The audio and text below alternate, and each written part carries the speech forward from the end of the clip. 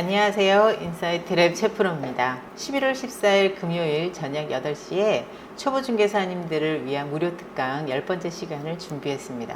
이번 특강은 가장 많은 중개사님들이 종사하고 계신 아파트에 대한 무료 특강이고요. 주제는 아파트 임대계약 A to G입니다. 아파트 중개 현장에서 실무에 도움이 되실 만한 내용들로 구성했으니까요. 많은 참여 부탁드리겠습니다. 신청 방법은 고정 댓글에 카카오 단톡방 공유드렸고요. 단톡방에 공지된 대로 신청하시면 됩니다. 많은 참여 부탁드리고요.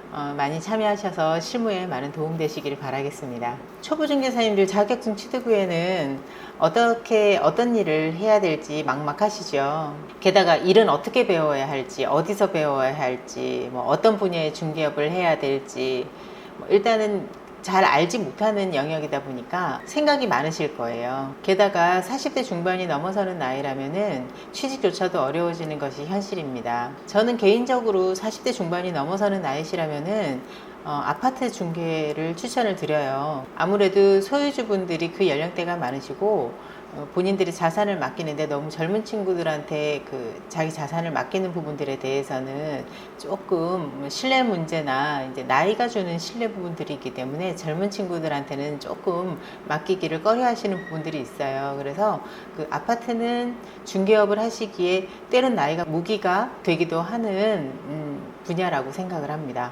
그리고 40대 중반에 특히 여성 중개사님이라면 아파트에 훨씬 더 적합하실 것 같아요. 사람마다 성향의 차이는 있지만 주변 분들하고 이렇게 소소한 대화를 나누는 것이 어렵지 않은 분이시라면은 그런 성향의 소유자시라면은 금상첨화겠죠. 자, 그러면은 분야는 아파트 중개업을 하기로 결정을 하셨다. 그러면 이제 지역 선택을 해야 되죠. 그럼 어느 지역에서 내가 중개업을 할 건지, 어느 지역에서 중개업을 배울 것인지에 대해서는 이제 지역 선택에 있어서는 내가 가장 잘 아는 지역을 하시는 게 맞고요.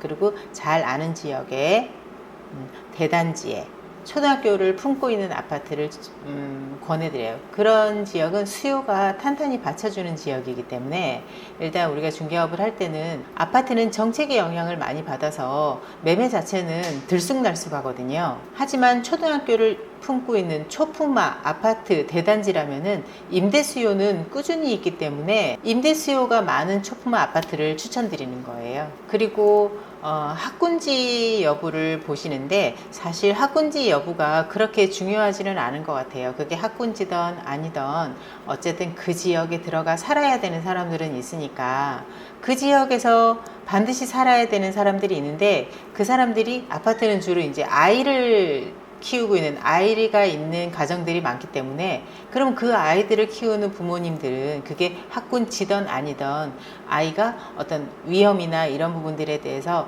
좀 배제되고 그러니까 안전했으면 좋겠다라는 요구는 어느 부모라도 마찬가지잖아요. 그래서 초등학교를 품고 있는 대단지 아파트라면은 학군지 여부와 상관없이 임대 수요가 꾸준히 받쳐주기 때문에 그래서 초품화 아파트 단지, 대단지 아파트, 초품화 대단지 아파트를 추천을 드리는 겁니다. 이제 지역은.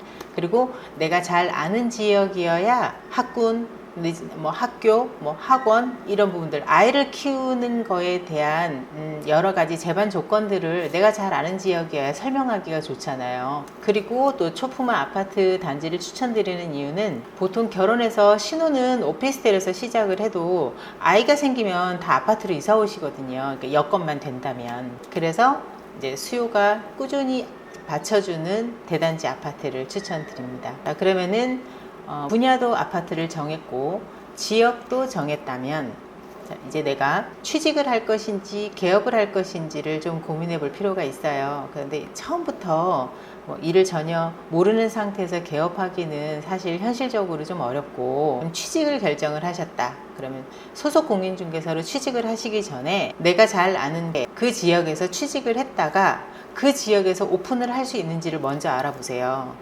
많은 지역들이 그 지역에서 소속 공인중개사로 일을 했으면 일정 기간 동안 그 지역에서 오픈을 못하도록 통제하고 있는 곳들이 있어요. 어느 지역마다 그 지역의 부동산 지부 지회 이런 형태의 부동산들끼리 그 회가 있거든요. 공동체 부동산 공동체가 있는데 거기서 회원 규약으로 그 지역에 소속 공인중개사를 했다면은 일정 기간 동안 그 지역에서 오픈을 못하도록 통제를 하거든요. 그러면은 내가 이 지역을 잘 알아서 이 지역에서 중개업을 배웠다가 이 지역에서 오픈을 하고 싶은데 그게 막혀있는 지역이다 하면 뭐 방법은 없진 않습니다. 내가 그 잘 아는 지역 바로 옆 동네 가서 일을 배우세요. 일을 배우셨다가 내가 잘 아는 지역에 와서 오픈하시면 되죠. 그래서 취직하시기 전에는 그 부동산 회에서 취직을 소속공인중개사로 일을 했다가 바로 오픈을 할 수 있는지 없는지를 보시고, 오픈을 할 수 있다 그러면은 거기서 일을 배우시고 거기서 오픈을 하시면 되고, 만약에 여기서 일을 배웠는데 실장으로 근무를 하다가 오픈이 어렵다 하시면은 여기서 옆 동네 가서 일을 배우시고 여기 와서 오픈하시면 되죠. 그래서 그거를 사전에 미리 알아보시라고 말씀드리는 거예요. 그러면은 이제 일을 잘 배웠어요. 그러면은 이제 그 다음에는 오셔서 오픈을 하시면 되는데, 내가 일을 취직을 하기도 어렵다, 그래서 나는 바로 오픈을 하고 싶다 하시는 분들도 계시잖아요. 그러면은 오픈을 하실 때는 저는 개인적으로 세팅되어 있는 부동산을 인수하시는 거를 추천을 드려요. 그런데 세팅되어 있는 부동산이라 하면 이제 보통 부동산은 회원권을 사고 팔고를 하거든요. 그러니까 회원에 대한 권리인데 그 회원권에 포함되어 있는 것이 어디까지 포함되어 있는지를 확인하시고 그 부동산을 인수하시기를 추천을 드립니다. 그 말씀드린 인수하는 부동산의 인수 범위는 반드시 그 부동산의 상호, 전화번호, 그리고 기존 부동산에서 운영하던 고객 명단, 요 세 가지가 포함되어 있는지를 확인하시고 인수하시기를 말씀드려요. 손님들은 이 부동산의 사장님이 바뀌어도 그 부동산에서 전화하는 그 전화번호를 보고 이 부동산이구나 하고 알아보시고요. 그리고 그 부동산 상호를 보고, 본인들이 이제 상호 전화번호는 그 고객들이 다 저장이 돼 있기 때문에 부동산의 사장님이 변경된다 하더라도 그 상호의 그 전화번호로 전화를 드리고 어느 부동산입니다 하시면 손님들은 그냥 같은 부동산이라고 생각을 하시기 때문에 그 상호 전화번호가 중요하고, 그리고 우리가 꾸준한 먹거리, 즉 임대 매물을 우리가 임대든 매매든 매물을 저희가 확보를 해놔야 되기 때문에, 그러면은 기존 고객 명단은 중요해요. 그래서 세팅된 부동산을 인수를 하실 때는 상호 전화번호, 그 기존 부동산의 고객 명단은 함께 인수를 하는 조건으로 세팅되어 있는 부동산을 인수하는 걸 추천을 드리고, 어떤 부동산은 뭐 상호 전화번호, 뭐 고객 명단 없이 그냥 그 자리만 주는 데들이 있어요. 그런 거는 그러니까 회원권에, 근데 그런 거는 인수하시지 않는 거를 추천을 드립니다. 인수하시면 안 돼요, 그런 거는. 그런데 내가 경험이 없는데 부동산을 인수를 해서 덜컥 시작하시면은 겁도 나고, 일단 고객한테 전화 콜 하는 거, 그리고 손님이 왔을 때 어디서부터 응대를 해야 될지 되게 막막하실 거예요. 그래서 보통 부동산 세팅되어 있는 부동산 인수하실 때는 그 기존 부동산 사장님하고 인수 조건을 협의를 하실 때 아까 말씀드린 상호 전화번호 고객 명단 뿐만 아니라 한두 달 정도를 OJT 조건을 거는 것도 방법이에요. 그러니까 기존 부동산 사장님은 어쨌든 권리금을 받고 팔고 나가려고 하시는 입장이고, 우리가 지금 살지 말지를, 그 회원권을 살지 말지를 고민하는 입장이라면은 사기 전까지는 이제 사시는 분이 갑이잖아요. 그럴 때는 인수 조건을 기존 사장님이 한두 달 정도 OJT를 해주는 조건으로 그거를 인수 조건을 걸어보세요. 그러면은 팔겠다라는 의지가 강하신 분은 한두 달 정도는 OJT를 해주실 거거든요. 같은 부동산에 근무를 하시면서. 그러면은 경험자가 어쨌든 본인은 자기 부동산을 팔고 나가실 분이기 때문에 일을 잘 가르쳐 주실 거예요. 안정적으로 운영이 되는 게 팔고 나가시는 분들도 이 부동산이 앞으로 안정적으로 운영이 되기를 바라지 망하기를 바라진 않으니까. 그래서 기존 부동산 사장님이 한두 달 정도는 OJT를 해주시도록 그렇게 조건을 걸고 부동산 인수를 하시는 것도 괜찮으시다. 그래서 아파트 중개업이라는 게 아주 오랜 시간 경험치를 요구하지는 않거든요. 그래서 일단 기본적으로 한두 달 정도 OJT를 받아보시면 앞으로 내가 어떻게 운영해야 될지, 손님이 왔을 때 어떻게 응대를 해야 될지, 매물은 어떻게 확보를 하는지, 이런 부분들에 대해서 감이 오실 거예요. 잘 배우실 수 있으니까. 그리고 한두 달 정도면 충분한 시간이에요, 그걸 배우기에도. 그리고 어떤 분은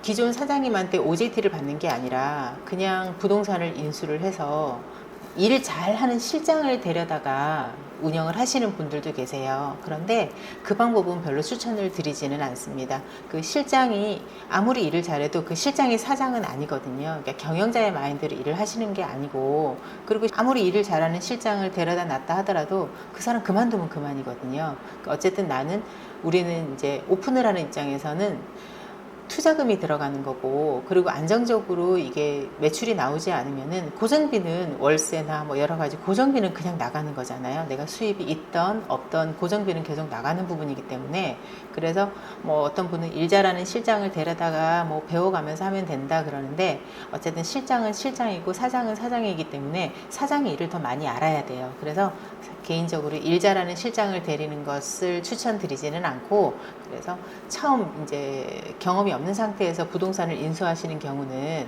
그렇게 기존 사장님한테 한두 달 정도 OJT를 해주는 조건으로, 그러니까 이제 같이 업무를 한두 달 정도 하시는 조건으로 이제 입수하시면은 그 정도 경험치가 쌓이신다 그러면은 나중에는 이제 안정적으로 운영하는데 큰 어려움은 없으실 거라고 생각하고, 뭐 두 달 후에도 뭐 어려움이 생기면은 주변 부동산에, 그때는 내가 어느 정도 지식이 베이스가 깔려 있는 상황이니까 그때는 뭐 친한 부동산에 도움을 청하는 것도 방법이죠.